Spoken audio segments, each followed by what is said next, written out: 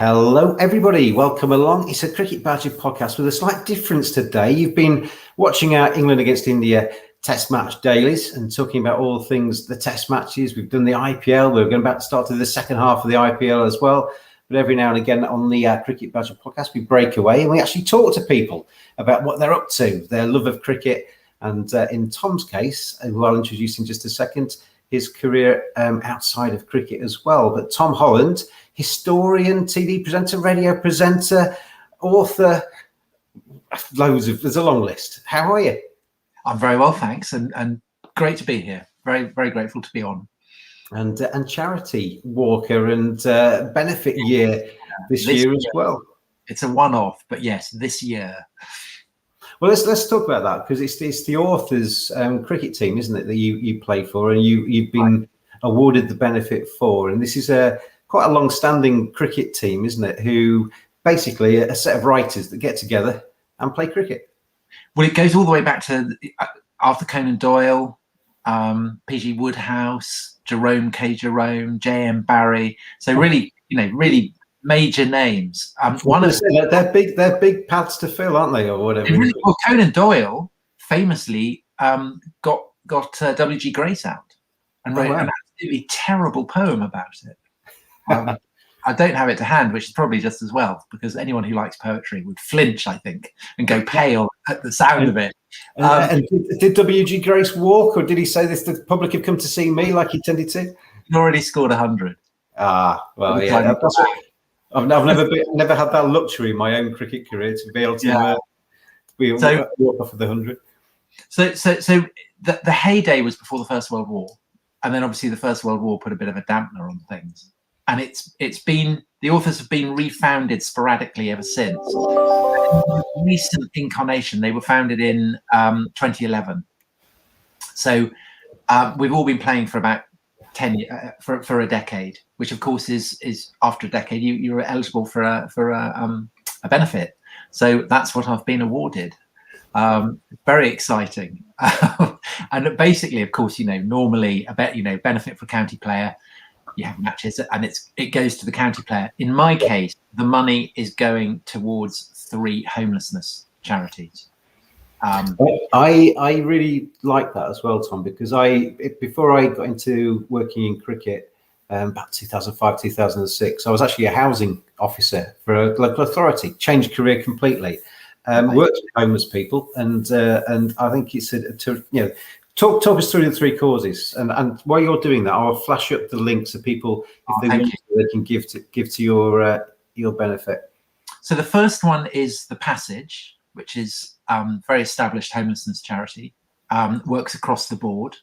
The second one is it's a project under the umbrella of St Martin in the Fields, which is the church just off Trafalgar Square in the middle of London that has a kind of incredible track record of helping the homeless. And what this project is, it's a help specifically for women who are long-term homeless, to give them a space that is women only, so that they can have kind of long-term shelter and not kind of worry about the things that come from, not being in a women-only centre. And the third one is a slight change of emphasis, and it's a charity that's helping the Yazidis, who are a religious minority in Iraq that were horribly targeted for persecution by the Islamic State in 2014, when the Islamic State invaded and conquered a large stretch of northern Iraq. And they massacred the men they captured, often crucified them, and they literally enslaved women and girls as young as 8. Took them off into slavery, sex slavery, every kind of slavery you could imagine. And although the Islamic State had been defeated, there's still a lot of, the scars of this are terrible, and their homes have been absolutely destroyed. So they're still in refugee camps. And I made a film about them about 5 years ago. And so they live in my memory like that. And when I was out in Iraq, it was kind of very hot. And I visited their main settlement, where the Islamic State were a couple of miles away across open ground, and we went to visit a place where a whole group of women had been shot so their bones were littered everywhere. And I kind of, the thought of playing cricket came into my mind as something to cling on to amid all the horror and the bleakness of this. And so when I came back, the converse of that was that I would try and keep them in my mind when I was playing cricket.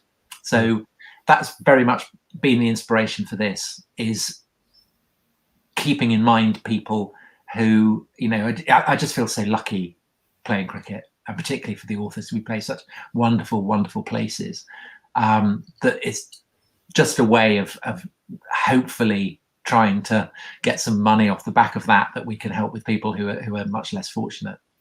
Well, there you go. Anybody watching the podcast, there's the link, and I'll stick it on the link for the people that listen to this later on the audio. You laughed when I said the traditional audio platform, because podcasts haven't been around for long. But traditional is all relative, I guess, isn't it? I just out with them. Traditional.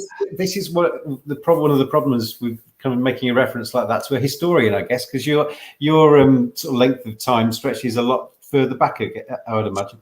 Well, I do a podcast as well, and called The Rest is History. And we did one last week where we interviewed Mark Andreessen, who is an absolute kind of tech titan. He basically invented the web browser. He's on the board of Facebook, all kinds of things like that. And he was talking to us about the history of Silicon Valley, which I think is really interesting. I mean, it's recent history, but it's seismic history. And by the end, you know, the discussion of history had become a discussion of the future. And this is absolutely, you know, what historians look at. You know, it is strange. I've had that conversation. I've had that conversation a lot with people about how things just in my lifetime have moved on. Yeah, when I was a kid, there were 3 channels on the television. I think we were about the same age actually, but there were about 3 channels on the same television. We got Channel 4. That was a major event. Now there are hundreds of TV channels. You know, we can do this, and we can talk to each other and broadcast live via our laptops and what have you. Things are just crazy. I mean, what's it going to be like in 30, 40 years' time? It's scary almost. I imagine we'll have kind of chips embedded in our hair, and we'll just be able to kind of blink, see everything scroll in front of us. But I was kind of thinking that about the lack of television coverage this summer, because one of the things I felt this summer about cricket and the international cricket and the domestic cricket was I had absolutely no sense at all of the structure of it. It had completely blurred. I didn't know when the tests were, you know, what the 100 was. I mean, it was all just a complete mess. And I remembered how structured the season was when I first got into cricket in 81 and through the 80s, that you knew that, you know, when the one-day matches would be, when the tests would be, when the county finals would be, what the championship structure was. And it seemed to kind of reflect the fact that there was really a BBC, and even though it was really annoying and it would, you know, endlessly be going off to racing or whatever, it did kind of anchor you. You kind of knew where to look. Whereas now, I feel like, you know, a kind of a boy in a sweetie shop, and I just don't know where to begin. There's just almost too much. Choice is too great. Yeah, no, I think you're right, and I think, I mean, the premise of the 100, which I'm not a big fan of. But the premise of the 100 in terms of attracting a new audience, I think what you've just said there, the foundation of attracting a new audience is give them a landscape that can actually get their heads around. And at the moment, it is all a bit scattergun. And the ECB admitted, I think, this summer that the fixtures needed to be a little bit more coordinated. Let's get on to your cricket walk that you did. You did it on Monday, the 23rd of August, if you kept to your schedule on that one. And you basically... You walked, was it 55 miles? Was that 55 miles in 24 hours? Yeah, and you basically took in some notable landmarks that were kind of cricket related as you went along that walk. Yeah, so it was a kind of, so it was a cricket themed. It was a walk through cricket's history. And so we began at Bramley, which is a village outside Guildford. Just before you go on to that, I imagine that you sat down and thought, what am I going to do for this benefit year? How am I going to raise some money? Yeah. And the cricket walk through cricket's history, that kind of combines the two things nicely, doesn't it? Well, we've done various things. So we've done kind of, you know, evening events on Zoom when we were still under lockdown, and quizzes and all kinds of things like that. And we've done auctions, but we also did a walk earlier. So I think in April, where we walked from, a cricket ground at one end of the M25 to the other end. So we began, I can't remember, it's a cricket ground directly above the M25. It's kind of amazing. The tunnel goes underneath it. And then to the other end to Chertsey, which is where the middle stump was first used. And we went via Lord's, Craven Cottage and Twickenham. So there was kind of sports theme there. But then this time we focused just on the cricket. And we discovered that we made we raised a lot more sponsorship doing the walks than almost anything else. So that's why we wanted to do a second one. And we'd always thought it would be brilliant to do one where we looked at, we visited some of the sites of grounds that had played a key role in the history of cricket. Taverns where various lords had met up to draw up rules, all that kind of stuff.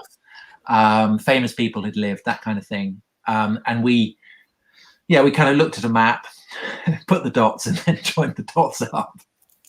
But we wanted to make it tough because the previous one was 45 miles in a day. And so we thought we'll go that a little further. We'll do 55 miles in 24 hours. And so we went from Bramley, which was where the first recorded women's cricket match took place. And we walked to Lord's. But once we'd reached London, we started zigzagging all over the place. The first recorded women's match took place in, was it 1597?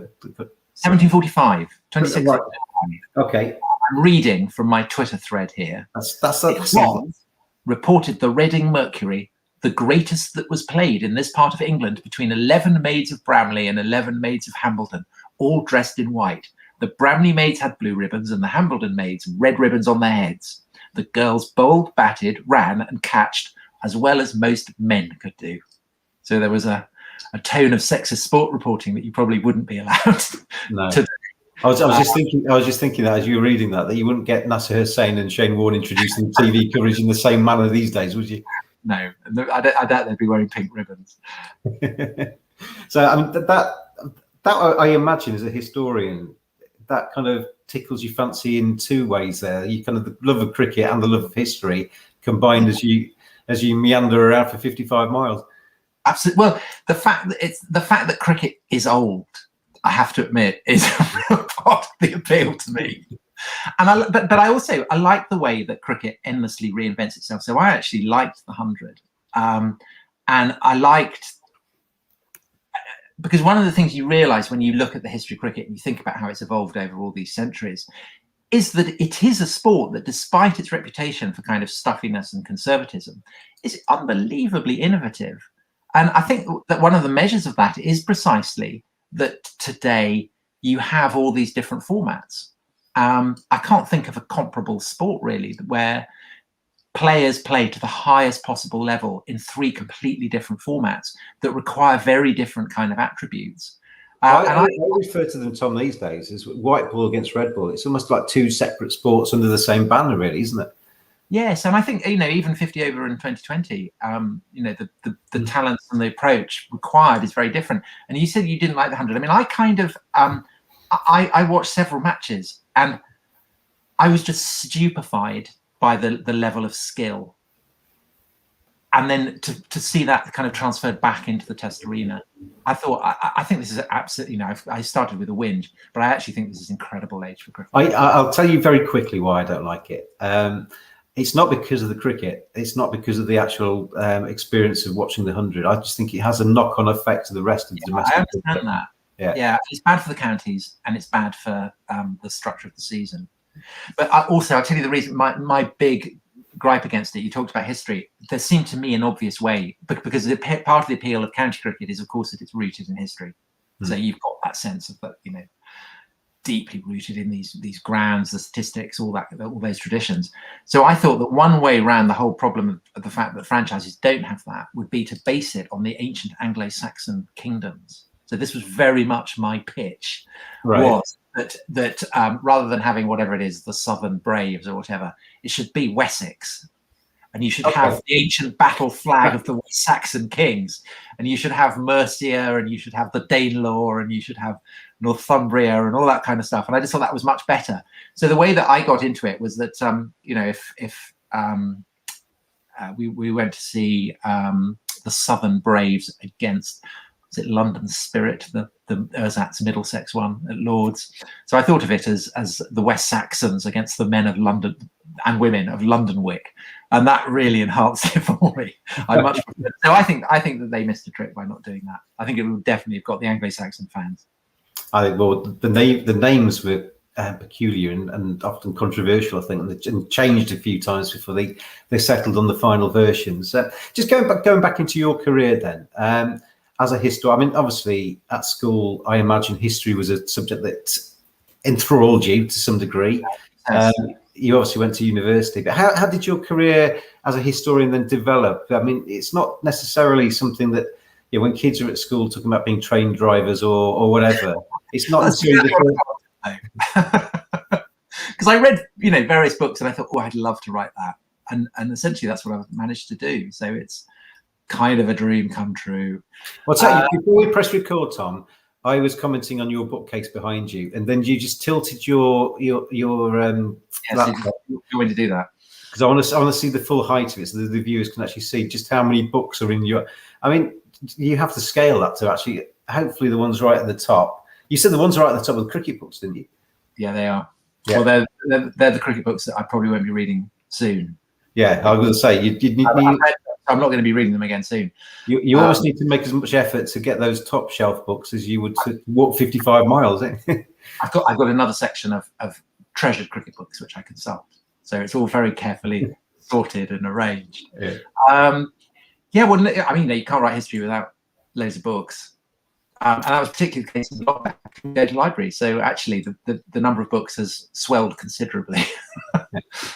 So, I mean, where did you go then when you finished doing your university? You got your degree. Where you want to make a career in that? How does that follow? How do you get into history as a job? Well, I wanted to be a great novelist. So I began as a novelist, and I wrote a novel in which Lord Byron was a vampire. So Byron was the model for the first vampire story, and in my version, he really was a vampire. And it kind of did sufficiently well that I got a deal with both American and British publishers to do 3 more. It didn't change the world, but it gave me just enough to kind of keep going. And they were all set in various different periods of history. And I just realized that I enjoyed writing about the history much more than I did in kind of making stuff up about vampires, which had never, vampires had never really been part of my career plan. So I finished that, I worked that contract out, and then I thought, well, I'll write a book about actual history. And I did it on the 2 periods of history that I'd most loved, which was the age of Julius Caesar. So that was the first I wrote.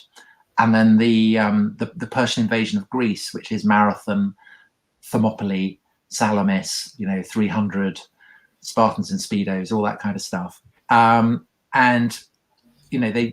That's essentially how I began. It took me time to work out what it was that I wanted to do. So it's like, I guess, like kind of, you focus on red ball cricket and then you discover actually you're a white ball cricketer or something like that. It took me time to work out where I should probably be focusing my attention. I was going to ask you a question that would have led you into that really, but if you were on Mastermind, what would be your specialist subject? And as a historian, do you have to have a specialist subject, or can you be all years, all men kind of thing? Well, on Mastermind, I don't know what my subject on Mastermind would be. It probably wouldn't be history, because you'd want to kind of snip things strategically, wouldn't you? I see. Was it somebody was on doing the career of David Gower recently? Okay. And I thought, actually, that's quite a good one, because that one you can really kind of prepare. I guess if it was a historical period, it would be the Persian Wars. But there's a lot of scope there to get things wrong. I mean, it's like, the more you know about cricket, the more you study it, the more you're, if you know everything about world cricket, you're better qualified to write about English cricket, right? I mean, that's, if you know about English cricket, you're better equipped to write about Indian cricket or whatever. I find the more different periods of history I study, the more I can write about it. And you've done TV documentaries as well. Islam and ISIS, I mean, there's 2 there that you've done for television, which obviously relate around the Muslim faith and the history of that area of the world. I was actually watching one just before we started here. I was watching the first 10 minutes of one of your documentaries, and I'll watch the rest of it when we finish. But is that kind of a specialist subject? Is that something you enjoy or something that really interests you? Presumably it does. Well, see, in a sense, the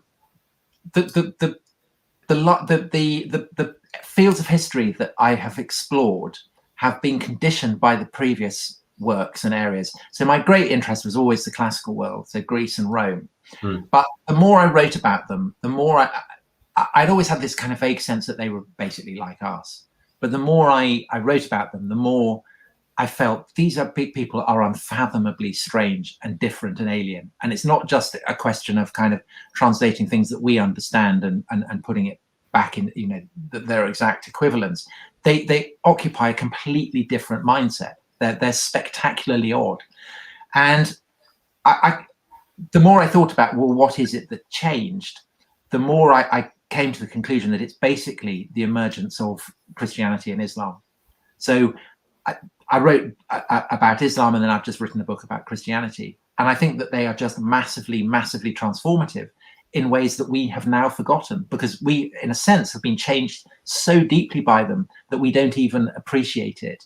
And it's the revolutions that kind of succeed that tend to be forgotten.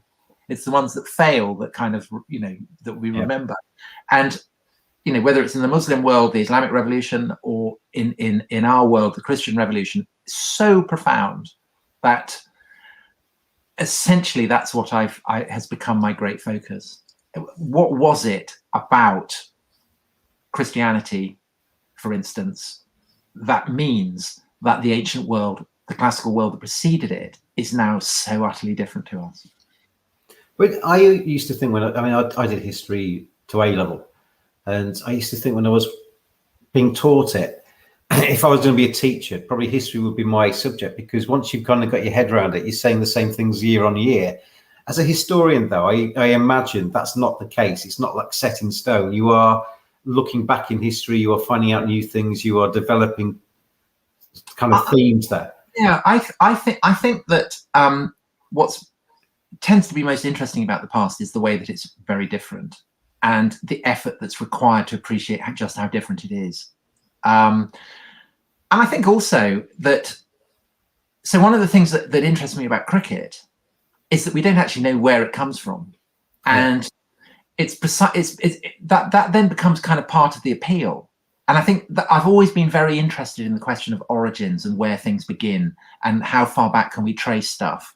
And it's where the origin point starts to become blurred or mythical or fabricated or whatever that I find really interesting, because that's kind of where you can you see the process by which civilization is made, in a sense. And it could be, you know, a sport like cricket, or it could be, you know, the history of a city like Rome, or it could be the history of a great faith like Islam. That there's a point where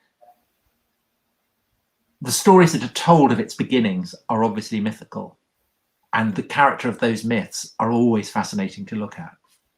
I'm going to dumb this down in my head now, but if I was to tell you, you could have 3 people from history around for dinner, and you want to have a nice conversation and pick their brains about maybe some of the stuff that you've studied in the past, who would you have around your dinner table? Okay, that's a great question. I would have Herodotus, who is the first historian who writes the history of the Persian Wars, my favorite subject, and whose history I've translated, and who's just kind of infinitely fascinated about everything. I mean, he's interested in everything. And so his book is just fascinating, and he's a kind of endlessly curious, endlessly charming guy who I suspect would be great. I'd be quite, who would who else would I want? I would want, I'd be quite interested in meeting Lady Castlemaine, Barbara Villiers, who was Charles II's mistress, who was kind of famously horrible, but famously charismatic. And I think she'd be incredibly entertaining she'd bitch for England. And I think that would be great fun. And I think I'd have Lord Byron, not least because I could talk to him about cricket, because he was a very keen cricketer, and actually played at Lord's below somebody called Shakespeare. Wow. All right, you've got one place setting left, and you're allowed to have one cricketer to come along and join you. He can sit next to Byron, and you can basically talk about cricket with this person, live or dead. I think Sangakkara. Oh wow, okay. Incredibly interesting guy, who's very charming, clearly very charming, but just very smart. He's obviously thought about cricket an enormous amount. Whenever I hear him talk about cricket, I always think, you're a very interesting man. I'd like to hear more. Stories I've heard about Kim Sangakkara is he's actually a real gentleman as well, a really nice bloke, as well as a very intelligent bloke, as well as a very fine cricketer. So I think he'd be able to handle Byron, who'd be a massive egotist. I think he'd be able to handle Lady Castlemaine, who I think would be trouble. And I'm sure he'd get on well with the Herodotus, who, you know, would be very interested to talk to him, explain cricket to him. So I think that would be that would be a really good dinner party. Herodotus, the writer that you admire and have translated, then are you the modern day version? No, I wouldn't presume. I mean, I don't think anyone is remotely qualified to be the new Herodotus, but because basically the new Herodotus is, well, I mean, basically it's Wikipedia. Yeah. You know, the thing about Herodotus, he's the first person really to write non-fiction. So he's the origin point for what I do, because he's described as a historian. He does tell the story of the Persian invasion, but that's to do him down. I mean, he's interested in everything. He's interested in why Egyptian men pee sitting down and Egyptian women pee standing up. He's interested in why Scythians get stoned out on bongs. He's interested in animals. He's interested in rivers. He's interested in absolutely everything. And it's that sense of kind of voracious curiosity that I think would make him just infinitely fascinating. What you just said there interests me, actually, because I think for most people, you think of history as a set of dates, or who was king at the time, or who was prime minister at a certain time, or whatever. There's kind of like signposts in your brain. But some of the stuff that you just mentioned there, about peeing, standing up and stuff, it's how things were in those worlds as well, isn't it? It's adding the colour to those dates, isn't it? Well, the thing is also with Herodotus, you're never entirely sure whether what he's saying is true. So he's known as the father of history, but he's also been known as the father of lies. And he does come out. Is that a marmot behind you? Is that it's quite a famous photograph, that. And okay. I had Philip Brown, the cricket photographer, on the podcast recently, and he was looking at that, and he said, "Oh, James, that's the award-winning photograph from about 2 or 3 years ago, isn't it?" And I've had it blown up on a canvas. And he said, and I always looked at it. I'm going to try and move my head down. I always looked at it as two very cute-looking animals that were running, sort of like frolicking along. And he said, "You do realise that in about 3 seconds' time, the one on the left is going to eat the one on the right, don't you?" Well, so the reason I asked about that is that Herodotus tells this story about how in India there's loads of gold, and the way that the Indians get the gold is that they go out into the desert, and in the desert there are giant ants that burrow down, and as they burrow down, they kick up the gold, and the Indians sneak up and grab the gold and then run away, and the ants chase them. And they have to they cut off various animals to throw to the giant ants, who then eat the thing. And people always cited this as an obvious example of the fact that Herodotus is mad, or making it up, or stoned, or whatever. Where's he getting this from? There is a brilliant theory that actually the Greek word that he's using for ant, there's obviously been a process of Chinese whispers, and that perhaps the original word was a Bactrian word or whatever for marmots that dig underground, scoop it up and dig up gold. And this is the theory. And it may be true or it may be not. But actually, the thing is that people who sneer at Herodotus for getting this wrong, what's amazing is that he knows anything at all about India, that he's even heard of it. Because it's the far end of the world. That's what's amazing about him. He may get things wrong, but what's remarkable and creditable is that he knows enough about stuff to get them wrong. That's the incredible thing. That he was trying in the first place to find out. Trying in the first place, yes, absolutely. Yeah. Going back to cricket, then, the authors and your place in that side. What what are you? Are you a bowler, batsman, all rounder? So I'm a bowler, and I'd always run my own team, which was kind of faintly shambolic, and we kind of played in a variety of kind of grounds around the M25. They weren't particularly scenic, and I just turned 40, and I was kind of thinking, oh, you know, is it time to retire? Have I probably done enough? And then the authors got revived, and it came with a book deal. So it was founded by Charlie Campbell, who's an author, revived by Charlie, and he sold it to Bloomsbury, who the publishers of J.K. Rowling. So they were absolutely flush with Harry Potter cash. So we got a bit of the Harry Potter cash, and we were able to. So the device for the book was that it would be a journal of the year, cricket year, and that each author would write about a particular theme focused on a particular ground. So, for instance, we had one about cricket and history, and we played at Hambledon. We had one about cricket and beauty, and we played in the Valley of the Rocks. So it was that kind of thing. And the one that I did was we played at Eton against the Eton Thirds, and it was about age and youth.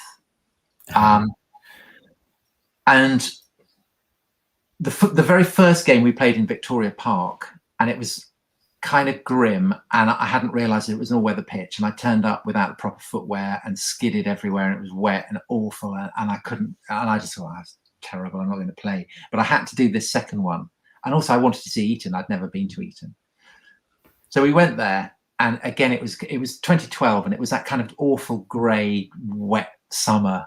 I don't even remember, before the Olympics. It kind of rained almost non-stop, and we got there, and there was this kind of low drizzle, and we fielded, and I opened the bowling, and I kind of felt, you know, I bowled so badly in the first match that every time I even got it faintly on the pitch, people would kind of applaud me like they, you know, they might applaud a kind of baby not sticking his finger in the socket or something. I mean, it was embarrassing.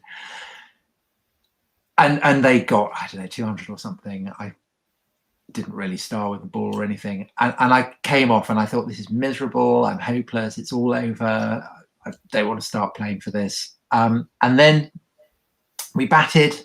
I was in at 11. We were obviously going to lose. I went in, and we still needed 80 to win, and this bowler kind of speared it in, and I had a massive great smack, and somehow it went for 6. I'd never hit a 6 before. Oh, this is good. This is what I've been looking at your Wikipedia page, and yeah, it's the most famous 6 of all time, or something. It's referred to because it was photographed. Because this was a book. We had Nayu, who was a professional photographer, who followed us around and took photographs, and he took 3 photographs of me hitting this 6. And I just got onto Twitter, and I didn't really understand it, and I suddenly thought I could just put this out as often as I like. So I would say that since then, there's barely a week where I haven't put out this photograph of me hitting a 6. And it was so exciting, and I felt so invigorated that it completely restored my enthusiasm for cricket. And so I've played for a decade since. But I would say, you know, I've never hit a 6 since. I've never really, my batting has never really fired. But I have kind of spasms where I bowl fine, and then spasms where I bowl terribly. And it kind of comes and goes. I had a very good start to the season. I got lots of wickets, and then I think I've got 1 wicket in the past couple of months. It's kind of been a terrible sequence. And the most recent match was against the Lord's Taverners, had Matthew Hoggard and all kinds of people, and we'd beaten them, I think, 3 times in a row. So this time they were determined to win, and they needed 24 off the last over, which I bowled. And they got it. Oh no! That's my last over of the summer, so it's going to haunt me all winter. So I'm currently in a shall I retire state of mind at the moment. You can't. That can't be the full stop. That can't be the full stop. I hope not. But you know how it is. As a night drawer in though, Tom, you're going to basically be looking forlornly out the window, thinking of that over, aren't you? Well, I kind of wait. I wake up in the middle of the night and think, oh, it's just a nightmare. Oh no, it wasn't. It really happened. Who hit you for the runs then? Who was responsible? I was some 22-year-old bastard. Yeah, he was kind of lean and young, and I think he. There was one guy who'd played for Kenya, and I think this guy was minor county. So it's incredibly unfair. I mean, because not only am I 53, but I was never very good in the first place. So I cling to that. But you know, these things. That can't be that can't be your last act as a cricketer. It can't be. I'm just looking at your charitable page, and while I do that, let's bring the link back up to it so that people can give if they so wish to. But looking at how much you've earned so far, it's going all right, isn't it? Yeah, I think north of 60 grand, isn't it? Last time. Yeah, you've got at the moment it's currently on 60,260 with the target of being 100,000. So, listeners, viewers, you can actually help push that up a little bit closer to the target. Yeah. If anybody's got 40 grand out there, then it can. I'd be very gratefully received. But even if it's a fiver, anything, because they are three very, very good causes. Homeless charities of various natures that Tom's supporting with that, and if we can help on the Cricket Badger podcast to push that up a little bit further, then that's fantastic. I would like to, because I'd like to say that the cricket world generally has been brilliant about this. So, you know, you've got me on podcast. We've got these various videos, which is kind of like at the top of my Twitter feed. But there were several where we've got Alistair Cook, Jimmy Anderson, Hoggard, Caddick, various people, you know, all kind of sending best wishes. Ian Bell, Mark Butcher. So, you know, fantastic people rallying around kind of to an amazing degree.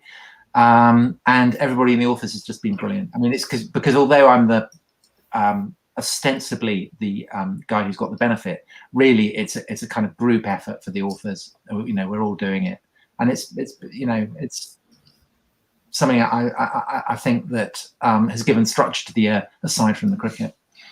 What's next for you then in terms of your historical bent? You got any more TV work planned? Anything else planned for getting your teeth into? No, I did this last TV one where we went to northern Iraq and walked around among the bones, and I thought, you know, I don't really want to do this anymore. So I am currently I've done 3 books. I've done 2 books on the Romans. I've done one on the age of Julius Caesar. Then I did one on the age of the first emperors, which is Caligula and Nero and all that crew. And now I'm doing one on the kind of heyday of the Roman Empire, which is Pompeii, the Colosseum, all that kind of stuff, Hadrian. So that's what I'm doing at the moment. I can't believe. I mean, just tilt your camera back up again. All of those books behind you, and you tell me that you read basically every word that's behind you there. That's very every word. Maybe it's exaggeration, but certainly they've all been used. They've all been used. Yeah, that's a pretty impressive library there, and it's been a real pleasure to meet you today, Tom. And I wish you every success with taking that total up to as close to that target and beyond it as possible of 100,000. If you can give at all, it's givergy.uk/Tom Holland, and I'll stick that on the podcast text as well, so that people can follow that link to try and support you as well. Is the walk the last of your initiatives this year? Or have you got anything else to do? I haven't decided. We're working on that. So we're doing it with Matt Thacker, who I know you know, who kind of fixed all this and stuff. So I think that there'll be more to come, but we're working on it, because obviously 40 to go. It's kind of like we're running out of time. You know, the overs are ticking away. The Duckworth is as you should know, it's never too late to hit 24 off the final over, is it? Exactly. That's probably the lesson I should be drawing. Yes, so we need to think of some equivalent of 24 off the final over, but we're working on it. Tom, been a pleasure. Wish you all the best for your future endeavours, and thank you very much indeed for joining me on today's Cricket Badger podcast. Thanks ever so much for having me. Thanks a lot.